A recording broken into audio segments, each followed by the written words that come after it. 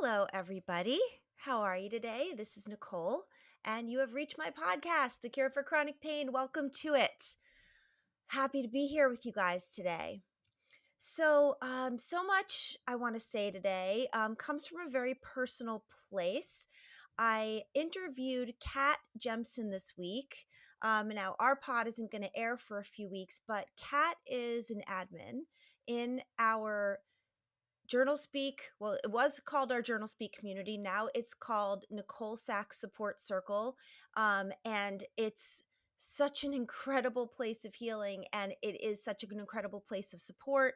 And Kat has been helping shepherd people through their healing there for years. And she also has her own really powerful recovery story. So we were talking this week on the podcast, and she reminded me of a story that I had told once before, but had never really highlighted it as an entire podcast episode. And the story is No One is Coming to Save You. And it's a really freaking powerful concept, and one that I think is really essential for people to get. So the reason why I am highlighting it today is because my conversation with Kat also reminded me of our last member community Zoom. So there are a few different tiers of membership and ways people interact with my work. And the highest touch one, as Lisa would say, is the membership community where it's called Heal with Nicole, and we meet once a month, and I'm actually with you guys moving you through your healing. And every month I bring a different theme, and this month was radical acceptance, something that I think people really struggle to get. It can be really confusing. It can be really hard to find your way into radical acceptance because people mistake acceptance for agreement, and they get really confused. And sometimes inside they feel really defensive.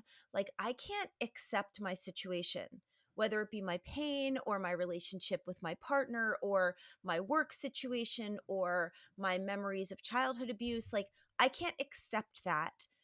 It would be devaluing the person inside that suffered or suffers with these things. And so I spend a lot of energy trying to rewrite that narrative, trying to explain it in such a way where people realize actually acid does more damage to the vessel in which it is stored than that on which it is poured. And when we can't learn to practice radical acceptance for whatever is happening in our lives, that acid eats us alive and causes so much more chronic pain and symptoms. So that conversation with Kat, coupled with our member community Zoom on radical acceptance, and hearing all of your stories and being able to share directly back to you how, and watching your faces light up, really inspired me to take a podcast today and just focus on how to get into radical acceptance.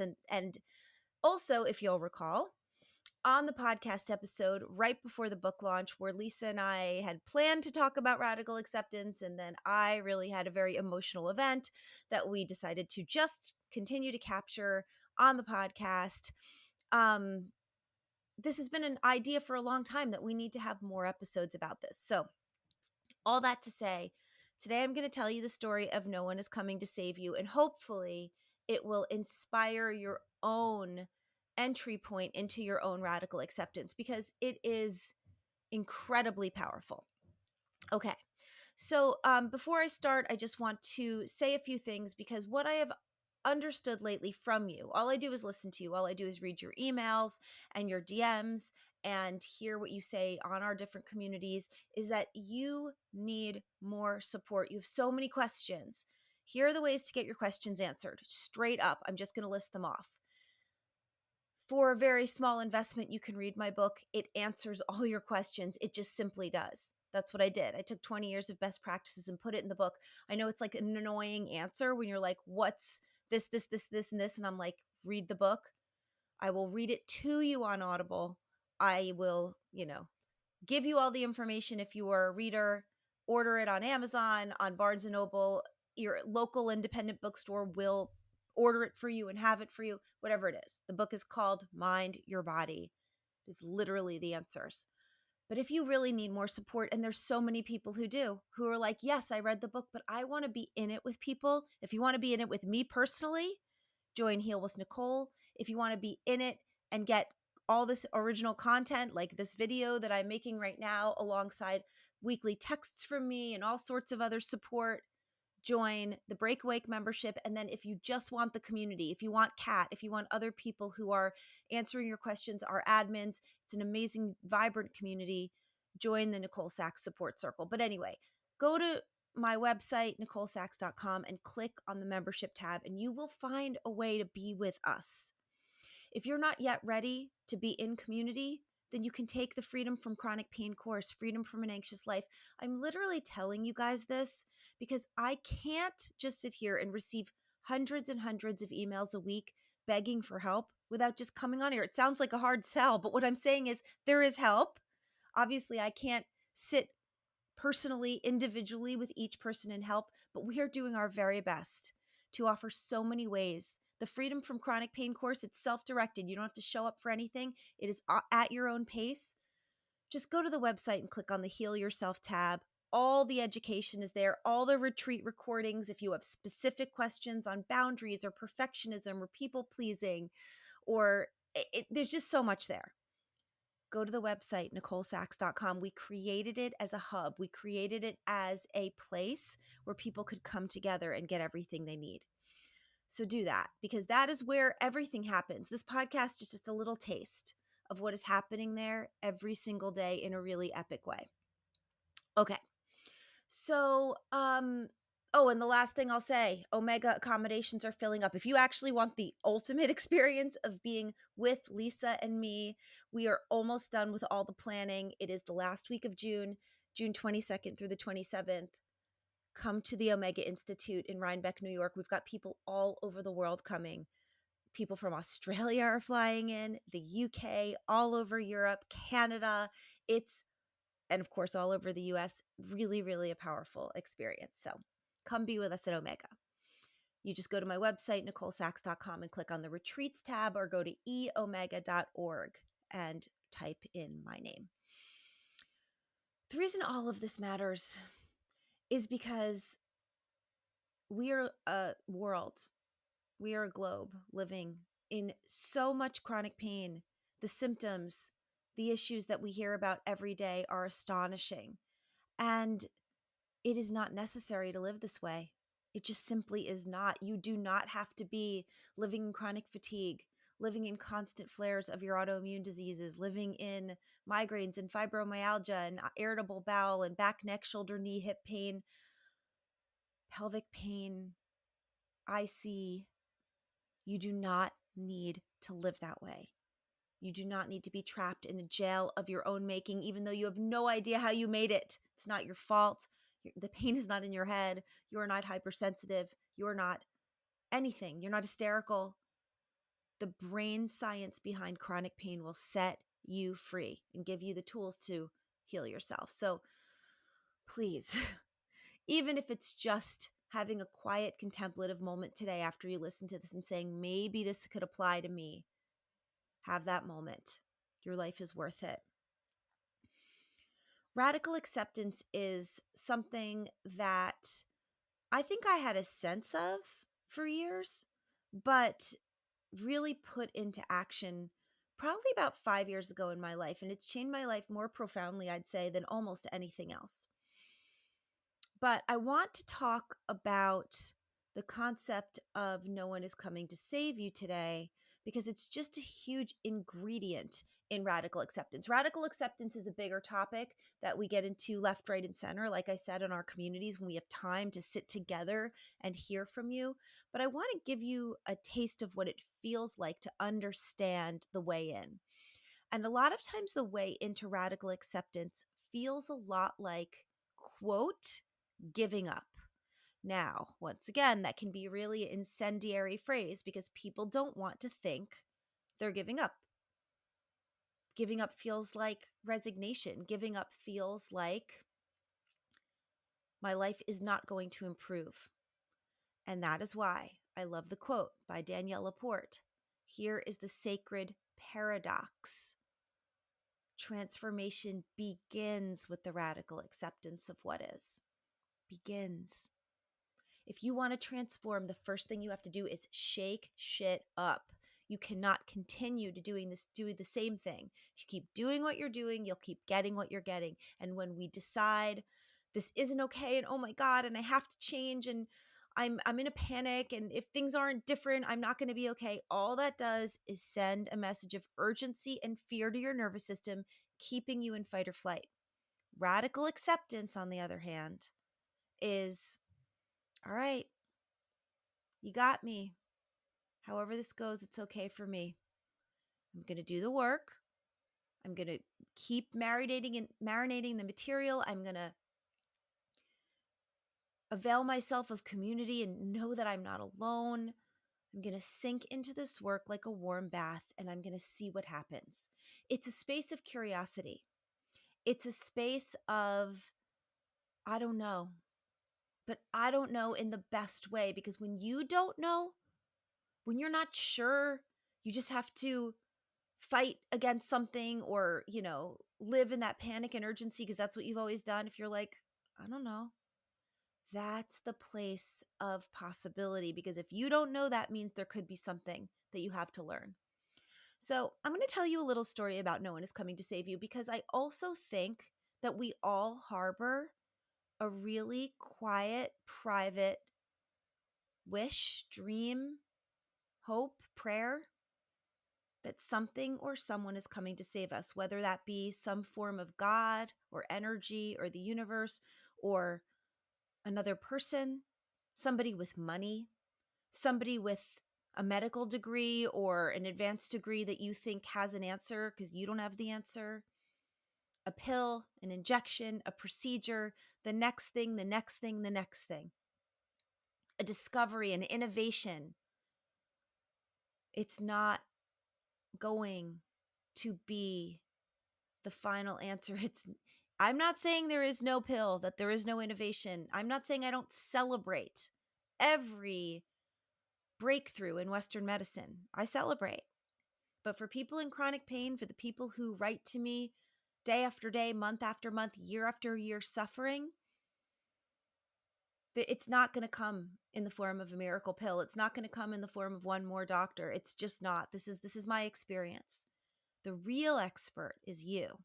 You just haven't yet unveiled what it is that expert needs to say, needs to do, needs to practice. You're not yet there, perhaps, but I'm going to do my best to get you there. And oftentimes, the door into that is stopping the waiting, desiring, wishing, and praying for it to be somebody else, something else that is going to break through the door and say, I have the answer. And to mourn, perhaps, the fact that the answer actually lives within you, but you have to do the work to find it.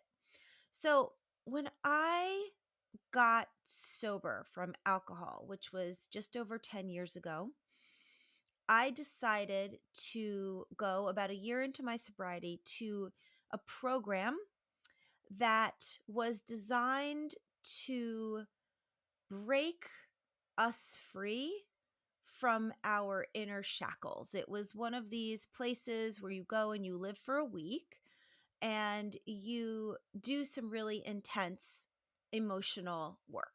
I decided to sign myself up for one of these things. And trust me, it's not for the faint of heart. And I went in knowing that people before me had done it and really felt like it was impactful. And I didn't overthink it. I signed up and I went. So like I said, it's a program designed where I'd say, let's call it 10 people, live in a house together with 3 different therapists that were with us for the week. It was not people who were on the brink of breakdown. This was a program for people who felt decently solid, but wanting to get deeper. And as you know, Lisa and my brand, our overall umbrella that carries all of this work that we do is called Break Awake. And the reason that we chose this as a name to sort of be the forward-facing concept of everything we want to teach is sometimes you have to break free of old paradigms to wake up to what's next. Being awake, the concept of being awake, living awake, the concept of awakenings is so powerful in this work because for so many of us and for so many years, we are walking around veritably asleep in such a way that we're just unconsciously doing the same stuff over and over, wishing, begging, praying for a different result. And so this little program I signed up for this week of my life was intended to break through something for me years before I ever conceived of, what I could be doing right now. I had just gotten sober. I was obviously well into this chronic pain recovery, but I needed to clean up different areas of my life that weren't working for me anymore. So, I go to this program, and the first few days of the program are designed to allow for group cohesion and allow for us to start getting at the stuff that was keeping us stuck. So there were a lot of sort of trust building exercises and different experiences that were meant to prepare us for what was ultimately the reason for being there, which what I'll call, for lack of a better word, because I don't know if there's a better word for it these days, a psychodrama, which means that each person in the group was going to get a few hours where their story played center stage. And the other members of the group were going to be the players in that story. So I'll give you an example. When it was my turn to go, the therapists that were holding this event had gotten to know me a little bit over these first few days of these different trust building exercises, and they knew that I had different things I needed to work out. And so they would help me pick the players in my drama, in my psychodrama, in my life story. And some of those players were real people, like pick someone of the group to play your mother, pick someone of the group to play, the bully in third grade, pick somebody in the group to play your self-worth, pick somebody in the group to play your inner child, pick somebody to play your fear, right? So sometimes it was people, real people, and sometimes it was a person or an object of comfort. I think actually someone in the group played Blue Dog at the time, for those of my OG people that know my relationship with my blue dog who passed away a few years ago. And then there were certain people that played parts of me that were very, very it was sensitive, my self-worth or my fear or my inner child. So anyway, they help you pick people, and they're literally physical people in the group. And then you play out a story and you are the star. It's intense work, guys. It's really crazy. So I go through this week and I end up at this moment where I am the one. It's my story there to be told. And I pick my people. And it's not always easy because you don't necessarily like every person you meet in that group for that week. And so that was also, it's way too personal to go really into, but it was very, very powerful. Very, for others too, by the way. You don't just change because of your own story. You change because you're also playing a role in other people's lives, people you barely know. Oh my God, it's so healing. It's so intense. But anyway, the more important part I want to talk about today is what happened after. So I do this whole week. I do this whole psychodrama. It's very emotional. It stirs up a lot, but it's really, really giving me fertile ground to do a lot of important work that I needed to do. And I went to bed the night before we were going to leave. So the last night, we had already gotten through all the big emotional work, and the next morning there was some programming, but it was really more like preparing you to be out in the world. And just so you guys know, also just a fun fact, these things I've done to myself, these things I have suffered through, these very intense emotional workshops and things I've done over the years have really created the content for Omega. So we're not going to do anything quite this intense, but I will tell you it has informed me and educated me so much on how to bring people through an experience. And when I think about Thursday and Friday of our week at Omega, it's a 5-day retreat, I think about what I learned in myself, to hold myself with that kind of compassion, to integrate some intense work that has been done during the week. Because at the end of this program, the final day was really a reintegration into life, programming that helped us be ready to go back into our lives and to do this work on our own or with whatever supports we had. So that last day was the day I was waking up to. And I woke up at 5 in the morning and I was in so much pain in a very bizarre place. In a place I have never had any sort of chronic pain, which was my middle back. It felt like I had a band around the middle of my body, around my ribs, and it was like squeezing as tight as it could, and I was in so much pain it hurt to breathe, it hurt to roll over in bed. It was something that was so obviously TMS, I didn't even have to blink at it because there's nothing structural it could have been. I didn't hurt myself. There's no way to sleep wrong enough to be in that kind of pain. And so I woke up in the middle of the night and the pain had been sort of teasing that day after I had done this psychodrama and been in the center of it. And then that night it was like intense, screaming. I got almost no sleep. I woke up 5 in the morning, it was dark out, and I was in so much pain. I remember just walking around in the dark and just finding a piece of loose leaf paper. I think we had been writing, we had no phones for the week. They took away all our technology, which of course we agreed to it.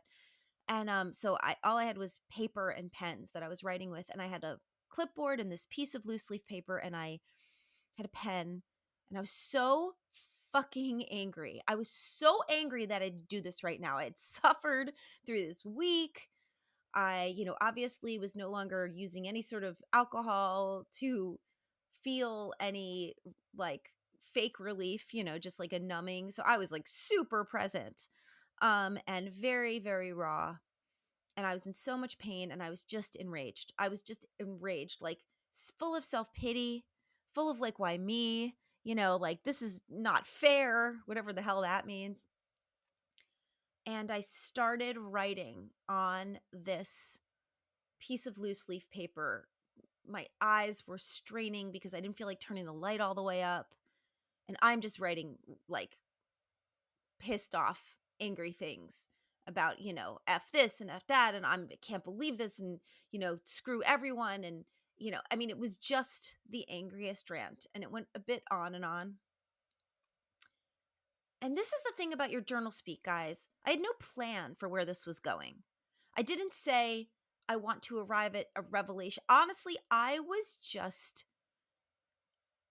being a product of my product, using the tools I know work. So I didn't know what was going to come of it, but I knew if I just went where I needed to go, something would come of it because I needed a shift of some sort. And even if something didn't come of it that day, it would. That's the way this works. So, and even I can't even say I was that conscious. I'm just always so honest with you guys. Like, I was just screaming in my journal speak. That's what I was doing. I didn't even have a plan. I was just there. So toward the end of this rant, something came to me and I wrote it down. And it was attached to nothing that had been relevant in the sentence before. And it just said, "No one is coming to save you. No one is going to tell you the answer. No one is going to rescue you. No one is going to figure this out ever, ever, ever." I remember writing ever 3 times. And I wrote, "This work is yours." And I remember tears. I don't think it was a sobbing. I think it was more just like those hot tears in your eyes where you're like, wow. shit. But also, wow, yes. And I just put the paper aside. I still have it somewhere. That was not one I wanted to throw out because it was like a piece of history. I knew it was. And I went to that morning integration, whatever it was, and I went back into my life. And there are many places where I know that my life started a new chapter. And the day after that program was one of them because and people say this to me about Omega all the time. They're like, yeah, I went home from Omega and that is when everything changed. I just have hundreds of emails over the years. So I've been doing that retreat for so many years. It's the same for people and it was the same for me. And I knew that I had hit something that was going to change me forever because I did not know, similar to the moment I did not know the quote, I hate being a mother was going to open me to being such a present and connected mother and to have all that pain released. Well, first of all, let's not leave out that my pain that had really truly been like taking my breath away left by the end of the next day. I'd never felt it again. That's that. Because always I say pain is the biggest, littlest part. Yeah, it was everything. I couldn't freaking move. And so it's everything until you realize it's just a portal into what's next. But I realized in my journal speak in the coming days and weeks that I had subconsciously really been waiting, not just expecting, not just hoping or praying, waiting and like looking at my watch. When is something gonna save me? When's it coming? Because I can't breathe anymore. I'm holding my breath, waiting for something to come and save me. And ain't happening ever, ever, ever. This work is yours and only yours. Doesn't mean you're not going to do it in community with me or whomever else. Doesn't mean you're not going to do it with help, like from a course or from a book. Doesn't mean you're going to have to suffer. Medications are fine and reasonable if they're helping you. And modalities that help make your body feel strong, deciding that you want to eat healthy whole foods or move or sleep better, that's all good. But the work is yours. And that will never change. Give up. Give up. This is what I'm saying to you about radical acceptance. For those of you in the Breakawake membership that are watching me look at you in the eye as I make this video, give up. Stop waiting for someone or something to come and fix you and save you and sweep you off your feet. It is never coming. And you could be super pissed listening to me, but I say it with all the love in my heart. I was never going to get better, meaning whatever level of better I was needing at that point. I had been drinking. I had been hiding from myself because I was just not ready. I was not ready for that next layer of truth, that next chapter, that page to be turned, that sacred page for whatever is next. But that program broke me down in order to wake up. I had the pain because the pain is always my greatest invitation to say, all right, fine. What do I need to do now? I allowed the rage. I was unreasonable. I was mean. In the journal speak only. And then I had this moment of no one's coming, baby. No one's coming. And if no one's coming, how about you take the reins? How about you can do this? How about you're ready? How about that? And I did it. And I freaking did it. And I'm telling you, everything I am today, the next iteration, all the things that you value that I can give to you is a major, major deal. That experience and that realization. And that's radical acceptance. It's not agreement. It's not, I like my life today, so I guess that's how it's going to be. I didn't like my life that day. I didn't feel healthy in my body. I had stopped drinking, but that doesn't mean I felt like I was taking good care of myself. I didn't feel like I had been moving forward in my work. I was pretty stalled, both professionally and in my personal work. And that moment, that giving up, that throwing my hands in the air, that tantrum, it broke me down to wake me up. It broke the paradigm I was living in to open myself to what was next. And I became a lot more free. And I'm really free. I have to say, I'm really free. It doesn't mean that I don't have more work to do. I always have more work to do, always. And when I need to, oftentimes it is pain that invites me in because I'm such a stubborn piece of shit. I need sometimes to be really shaken. But, we all are in the ways that we are. So, anyway, that's the story. That's my story of that. And I hope that even if it pisses you off, just know that I hold you with so much love and compassion because I'm sorry. I'm sorry for myself. I want somebody to come and save me. I want something. I want the easy way. But the harder way, the way I offer, the invitation I give you, that is actually the enduring healing, the progressive healing, the healing that opens you to the stuff you really want: presence, joy, and connection in life. It's coming for you. All right, my loves. Well, if you're enjoying this podcast, please go over to iTunes and rate and review it. Tell me what you're thinking. Tell me how it's impacting you. It helps people find the podcast. If you haven't yet gotten a copy of Mind Your Body, go over to Amazon, click it, whatever it takes. It's everything you need to know. This podcast is but a taste, but it's everything you need to know to heal. And it supports this movement and helps other people heal because every person who buys the book raises the algorithm, helps the community expand. I send you love, and I will see you next week. This has been Nicole Sachs with the Cure for Chronic Pain podcast. Till then, bye-bye.